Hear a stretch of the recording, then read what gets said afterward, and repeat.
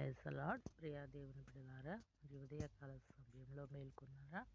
మేల్కొన్న వెంటనే మనము మొట్టమొదటిగా మాట్లాడే వ్యక్తి ఈ దేవుడై ఉండాలి.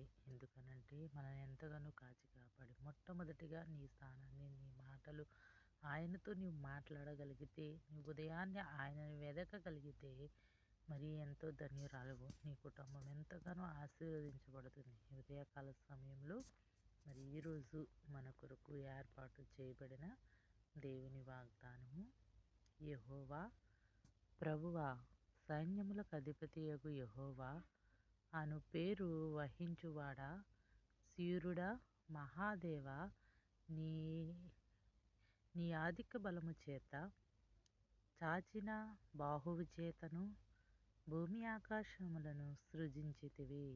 నీకు అసాధ్యమైనది ఏదియూ లేదు.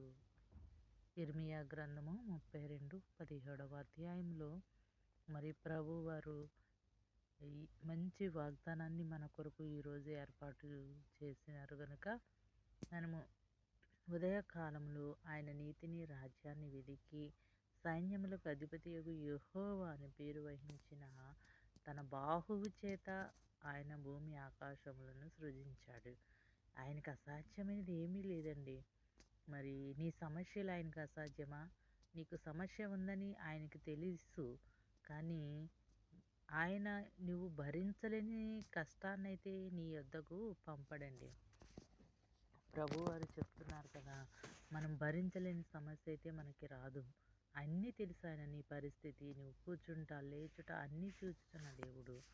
మరి ఆయనకు అసాధ్యమైనది ఏమీ లేనప్పుడు సమస్తమును సాధ్యమే కదా. మనం ఏ విషయంలో భయపడుతున్నాం, ప్రతి విషయాన్ని, మన ప్రతి భారాన్ని మనం ఆయన చేతులకు అప్పగించగలిగితే ఆయన ప్రతి సమస్య నుంచి మనకు విడుదల కలుగజేస్తాడు. నీ కుటుంబం ఆశీర్వదించబడుతుంది. నీవు ఆయన చెంత, ఆయన మార్గంలో నీవు నడిచి ఆయన యందు నువ్వు మ్రోకరించి విశ్వాసముంచి పట్టుదలతో ప్రార్థించగలిగితే నీకు ఎటువంటి ఆపదను రాదు.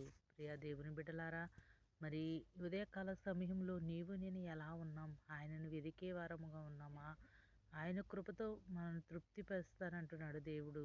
కానీ మనం ఎలా ఉన్నా ఆయన కృపను, ఆయన ప్రణాళికను పొందేవారముగా ఉన్నామా? లోకానుసారమైన సంతోషం కోసం పరిగెడుతున్నామా? మరి ఈరోజు నీవు నేను ఎలా ఉన్నావు జ్ఞాపకం చేసుకుందాం. నీ విశ్వాసం కలిగి ఆయన కొరకు జీవించగలిగితే ఎంతో ధన్యురాలవు. ప్రార్థన. మహాపరిశుద్ధుడ, మహోన్నతుడ, నీ ఘనమైన శ్రేష్టమైన నామాన్ని బట్టి నీకు స్తుతి స్తోత్రములు ప్రభా. నాయన ఈ దినము ఈ వాగ్దానం మా కొరకు నువ్వు సిద్ధపరచుకుంది మీకు వందనాలయ. నీకు అసాధ్యమైనది ఏమీ లేదు ప్రభా. నాయన నీకు సమస్తమును సాధ్యమే నాయన. ఇదిగో నా తండ్రి, ప్రతి ఒక్కరి వాగ్దానం చదువుతున్న వింటున్న బిడ్డలను మీరు జ్ఞాపకం చేసుకుని వారిని దీవించి ఆశీర్వదించమని అడుగుతున్నాను.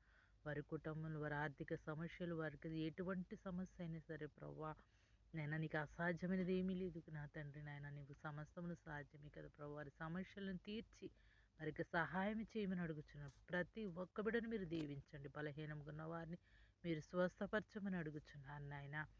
ప్రతి ఒక్కరితో నీవు మాట్లాడమని అడుగుతున్నాను ప్రభా. నైనా అలాగే తండ్రి నాయన, ప్రయాణం చేస్తున్న బిడ్డలను కూడా మీరు జ్ఞాపకం చేసుకుని మీరు దీవించి ఆశీర్వదించమని యేసు నామమున అడుగుచున్నాం తండ్రి. ఆమేన్. ఆమేన్.